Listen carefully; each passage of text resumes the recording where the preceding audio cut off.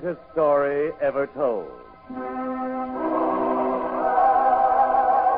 Presented by the Goodyear Tire and Rubber Company.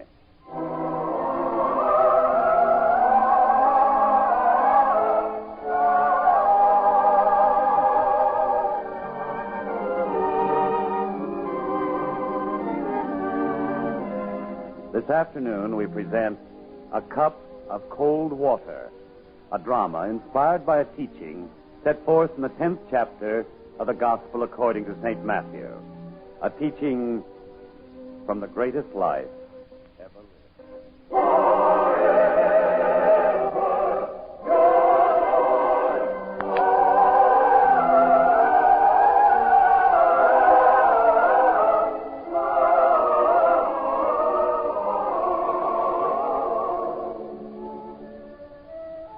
The town of Jezreel in Galilee is bathed now in the purpling shadows of evening.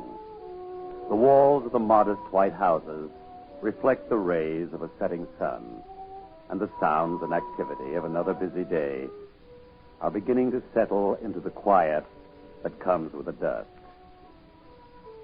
Along the street that leads from the town gate, a solitary traveler makes his way slowly, as though tired from a long journey. The dust of the road clings to the man's homespun garment, and his face is burned from the sun. Now, he stops. He looks about him and finally chooses one house. He goes to the door, and there he knocks.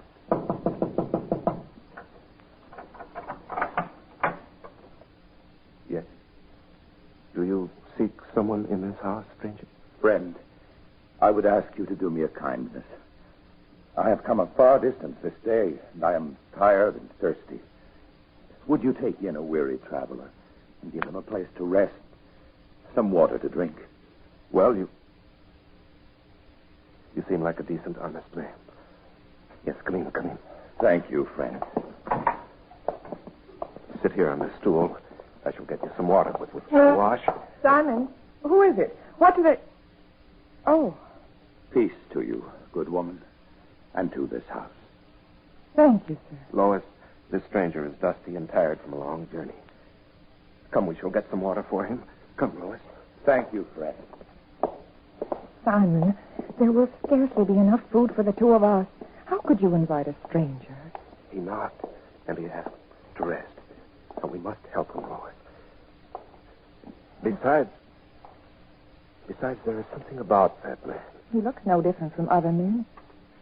Except perhaps the gentle way he has about him. No, it's more than that. I know that man. You called him a stranger. I know. I can't tell you his name. I can't even say that I know him at all. And yet there is something familiar about him. It's an odd way to talk. Either you know someone or you don't. Well, I must have seen him before, somewhere, someplace. Well, perhaps it'll come to me before the evening is over.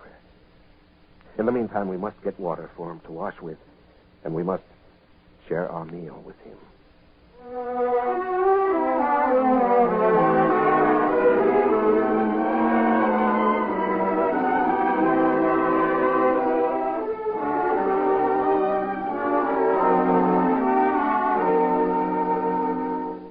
Sir, I'm sorry if there wasn't very much to eat, but who knew that we were to have a guest this evening? Sometimes a little shared with good people can be far more satisfying than much food eaten alone. Besides, it is I who should apologize. It's my fault there was not enough. No, please, don't say that. There would have been enough for two. It was kind of you to take me in. Others had turned me away. You mustn't judge them too harshly. People in this town, in this whole province, are frightened. Of late, there have been sudden raids by a band of nomads who come across the Samaritan border to attack and steal and then disappear across the border again. Everyone here is anxious and suspicious. And they thought I might be one of them. Is that it? When people are anxious, they suspect everyone. Is that why you watched me so closely while we ate? Did I watch you so closely? Of the three of us, you ate least. You kept staring at me. What is it? Don't you trust me? Of course. But I have a feeling that I know you, that I've seen you before, but I don't know where. Tell me, my friend, have you ever come to hear the Master when he is taught here in Jezreel? Yes, I have. Then perhaps you saw me there. Lois, I remember now where I saw him. And so do I. He is one of the 12. Yes. My name is John. Now I know.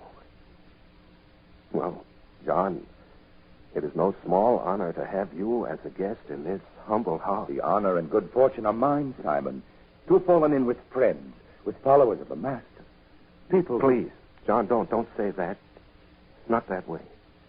What is it, Simon? Please, just don't talk that way. What troubles you? Well, mind you, I have nothing against the Master.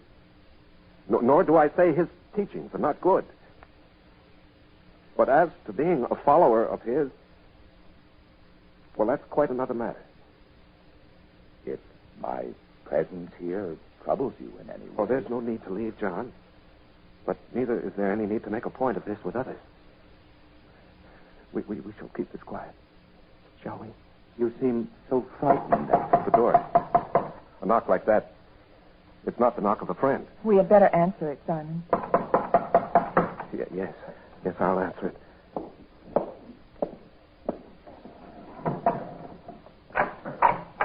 Well, don't stand there peering out at me. Let me in. Oh, yes, sir. Well, let me see. Let me have a look around. Well, sir, there's nothing here to interest a Roman centurion. We're simple, honest people. Be quiet. Yes, sir. You're the man who owns this house? This is your wife? Yes. But this man, who is he? You, stand up. Yes, sir. I haven't seen you around these parts before. Have I? I don't know. I want no evasive answers. I have been here before, but whether you've seen me, I don't know. Oh, a word splitter. One of those annoying people of whom there seem to be so many in this cursed land. Well, I won't have it. I want answers, direct, to the point. You understand? You have only to ask. See here, I might take you with me just because of your sheer insolence. We Romans don't indulge insolence, you know. Please, sir. Please, we want no trouble here. There's nothing wrong here. I am no follower of the Master, nor is my wife. We're simple people and willing to obey all the laws. What any Roman officer commands, we do. Please, sir, we want no trouble. Be still.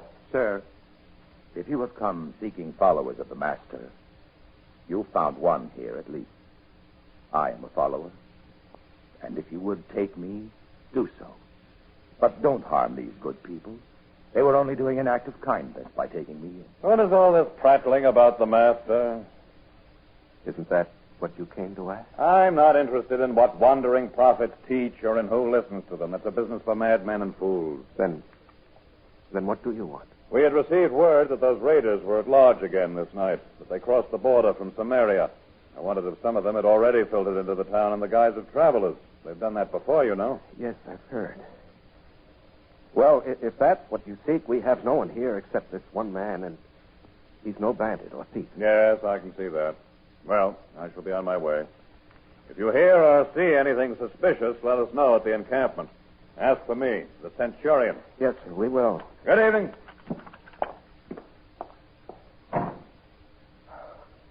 I thought it was the end of us. You never know with those Roman soldiers.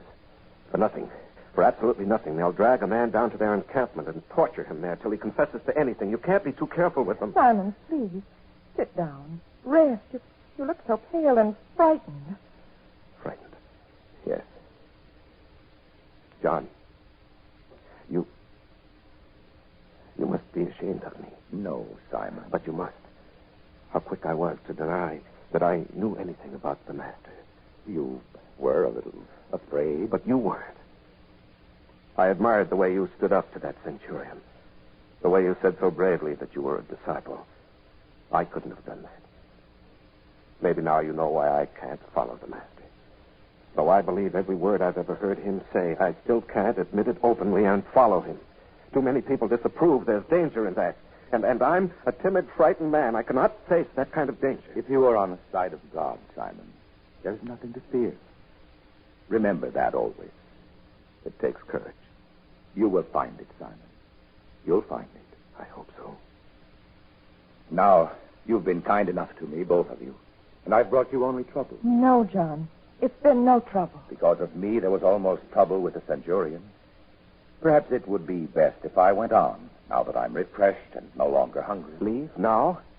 After what the Centurion said about the bandits being at large this night? It was only a rumor. And if it turns out to be true? What have I that anyone can steal? Well, these bandits are merciless. They've been known to kill people precisely because they had nothing to steal. As if it were the victim's fault that he was poor. No, you must not leave here, not this night. You want me to sleep here? We can make you a bed of straw in the kitchen. Surely it will be better than sleeping out in the open. Please, stay the night here. If you would feel better, I shall stay. Oh, good. Good. First I shall clear the table, and then I shall prepare a place for you to sleep. Meantime, you two men may talk. I'm sure there is a great deal Simon has to ask you. Isn't there, Simon? Yes. Yes, Lois.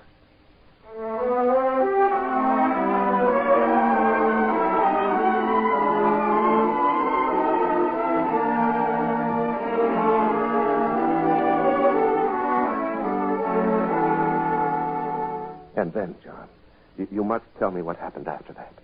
The master had gathered all the disciples about him. We were on the very top of the hill. And as we stood there, he spoke to us. And he said,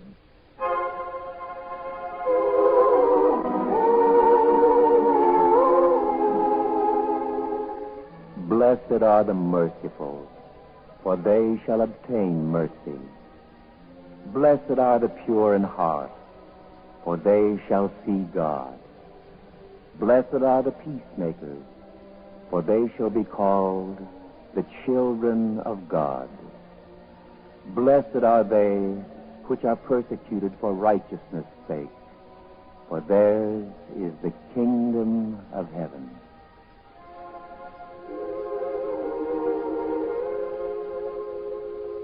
Oh, such words. And John, what a wonderful thing for those who have the courage to follow them. Simon, you would have the courage. No, John. You have seen the little courage that I have. It's been the bane of my life. I have not the courage to say what I think or to do what I want to do. Such teachings of kindness and love take more courage than I have. One day you will be with us, Simon. I can tell you now I'm not worthy. The master himself spoke of being persecuted and... Listen. That sound. A Roman chariot. It seems the Centurion may have been right. Perhaps the bandits are in the vicinity. Yes. Oh, I was telling you, John, what the master said about being persecuted. To withstand that takes the kind of courage that I don't have. That comes with believing, Simon. I know. Oh, I was very proud of you when you faced the Centurion and spoke up, saying you were a follower of the master. Yes, I was proud that such a man was a guest in my humble house. But then I was ashamed that I didn't have the courage to stand up and be equally honest and brave. If a man were never to walk, would he know if he could run? You're being too kind to me, John. That sound again.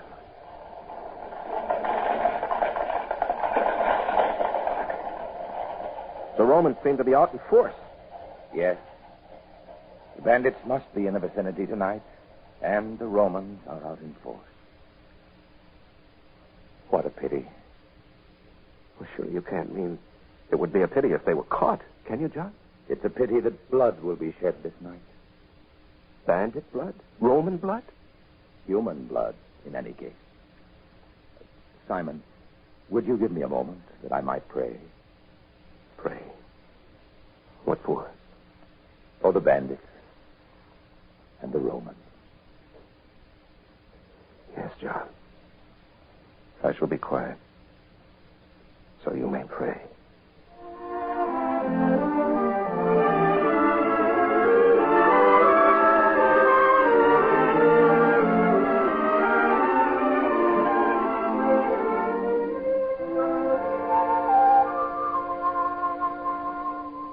Simon, good morning. Quiet, my dear. Our visitor hasn't awakened yet. I heard no sound from the kitchen. Poor man. He must have been very tired. He told me he walked all the way from Nazareth yesterday. Then no wonder he's tired. Yes, we shall let him sleep. What a good, kind man he is, Lois. Last night he prayed for the Romans and the bandits. He did that? Yes. And when he had finished, he said, God is good.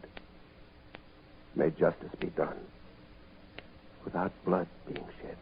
You know, Simon, I was thinking last night that in a way you're like him. Me? Oh, no. No, I have neither his gentleness nor his courage. But you would like to have, wouldn't you? Listen, everybody, did you hear the news? Who's that who calls that way, Simon? I don't know. But if he keeps shouting, he'll wake John, and the poor man needs sleep. I'll quiet that fellow. Listen, everybody, they've caught them. Yes, they've got them. Be quiet, Daniel. You're rousing everyone. What's the matter? Won't it be a relief to you that they finally caught those bandits? Oh, they have? That's the word I got from the sentry at the town gate.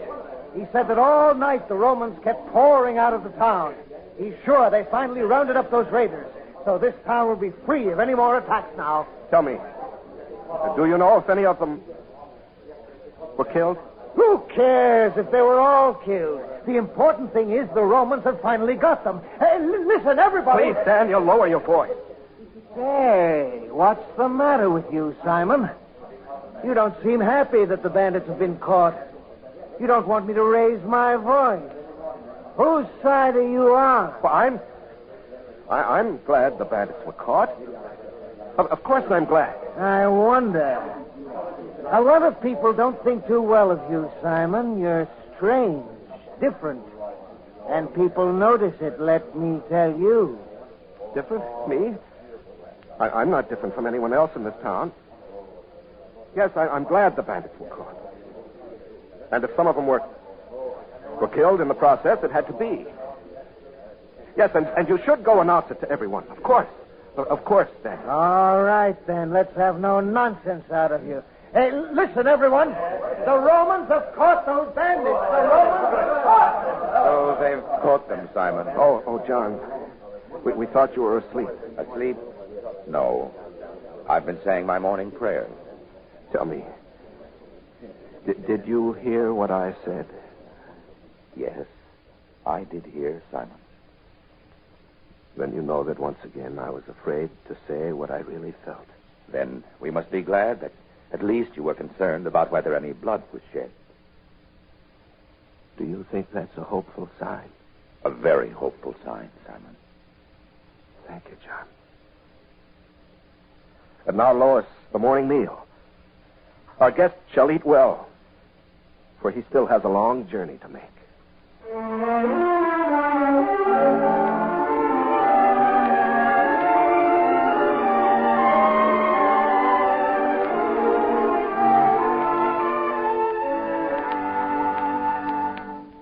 I have made a small pack of food for you, John. You shall have enough to eat to last you on your whole journey. Thank you, Lois. You are a generous and considerate woman. Listen. What's that? It seems the whole town is out. I wonder, could it be that the Romans are returning to the town? We must see. Yes, the street is lined with people.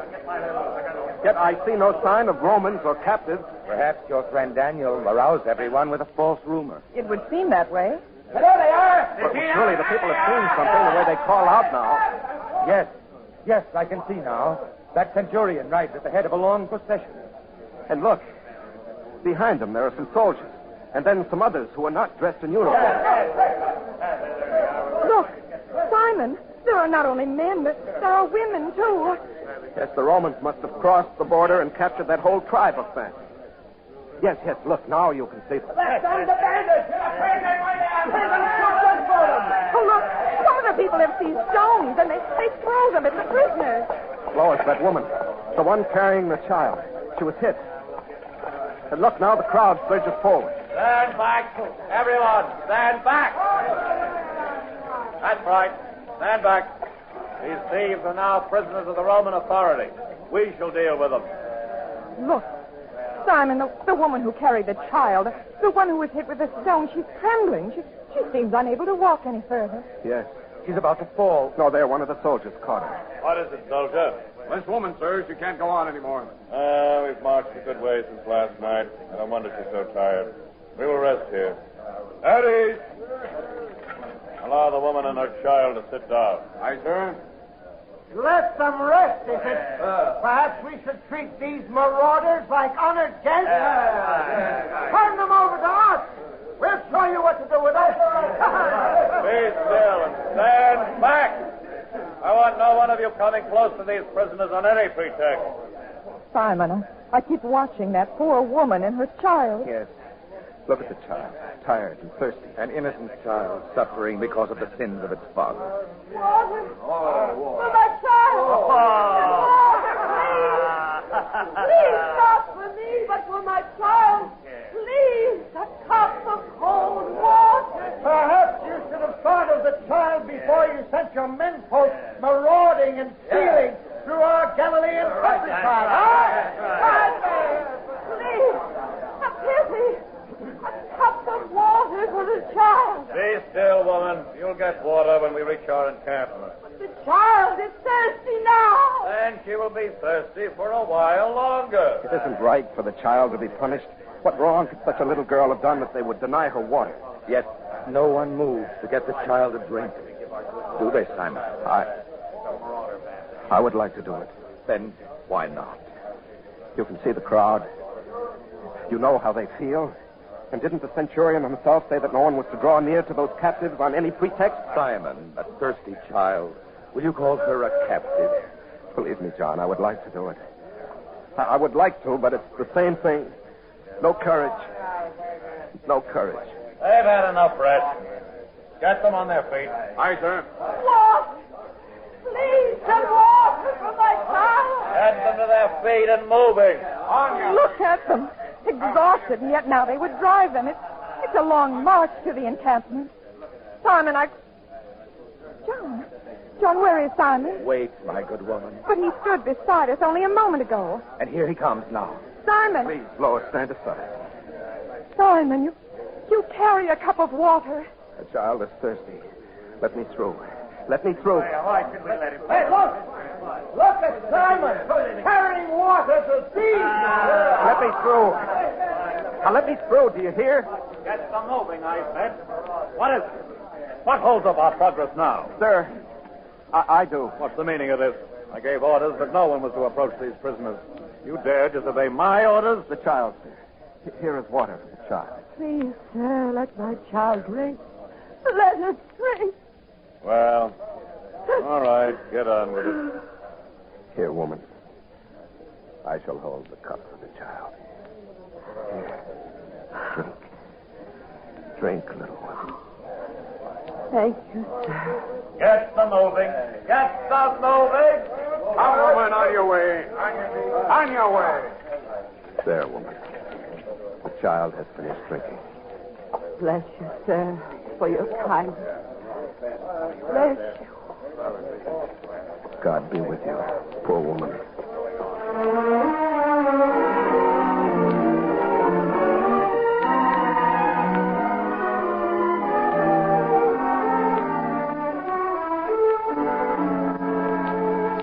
John, I don't believe what I hear. You can't mean what you said. Why not?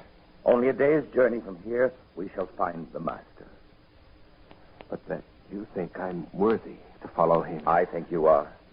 And I believe that when you know it, you shall have more courage and even more belief in his way. But I did only such a little thing. I, too, was proud of you, Simon. The way you went through that hostile crowd, and even past the Roman soldiers. And when the centurion questioned you, you spoke up surely and bravely. Lois, I wasn't brave. I was afraid. Very much afraid. Which means you are brave indeed. For what is bravery except the strength to overcome fear? Yes, Simon, both of you will come with me to see the master. If you say so, John. If you say so.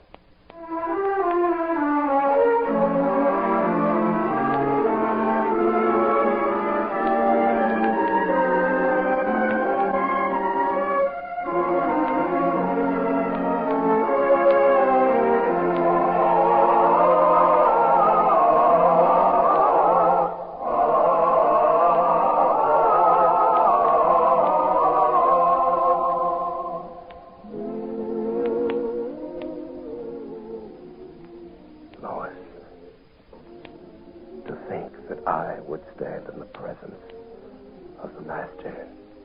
You have earned it, Simon, by your compassion and by your courage. It was such a small thing I did. Be still now, for we approach the Master. Be still. Master, I have brought to you this good man and his wife. For a long time he has wanted to follow in your way, but thought he lacked the courage. Yet he is good and kind. He opened his house to me, though to him I was only a stranger. And in the face of threats and warnings, he undertook risk, merely to give a drink of cold water to a thirsty, unfortunate child. And still he feels he is unworthy. What say you, Master?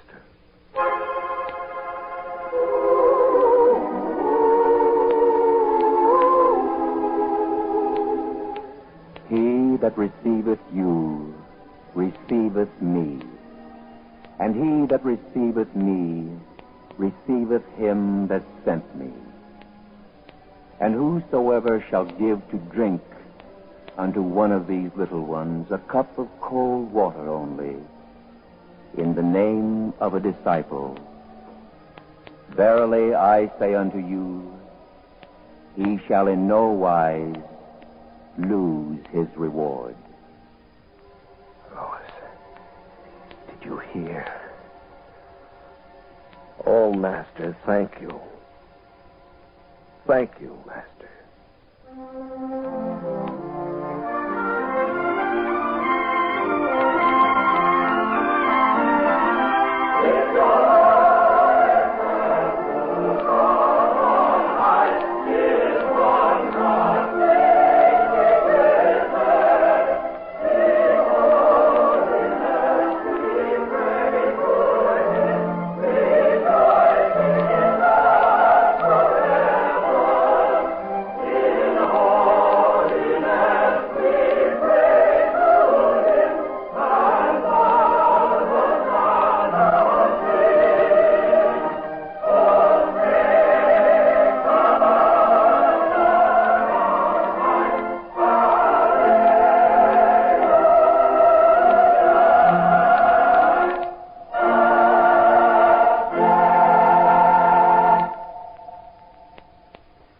This program was brought to you by the Goodyear Tire and Rubber Company.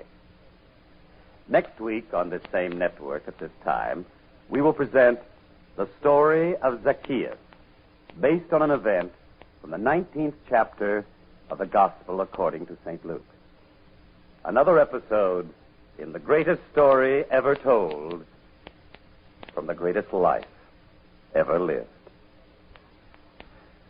On December 25th, an inspirational Christmas story, No Room at the Inn, will be brought to you on television over another network by the Goodyear Tire and Rubber Company. We invite you to see it.